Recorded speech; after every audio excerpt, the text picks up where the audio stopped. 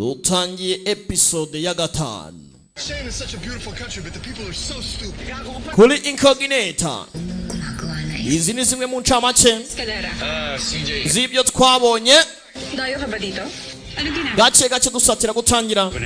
Mbibutsa ko ni kugasobanura times.com. Sa Moonlink. Wala problema sa... Wala Moonlink. Yung office nyo? Ibeshya ya korera. Tayari. Korera nde wowe? Kasi kuya tao-tao ko po yan. Pinamigay na po. Wibabaza kuyawanya ni tao-tao. Paano po pag pinag-iwalay ka? Baduhaye ba escalela. Late po nito. Bibaye nguma ko nanuka ngwana muvani wanjye byagenda bite. May nandito. Dahil hindi man dapat nandito. May... Yeah. Huwag ba yung end? Ibyo sitwara bibonye n'akagakobwa bagatwara. Hindi naman daw pala tayo informant. Ntagatanga amakuru. Urakoze cyane baragakase. Tayari. Filime nuko itangiye. ABS-CBN Studios. Abona bategwe neza cyane. Star Creatives. Abona abandi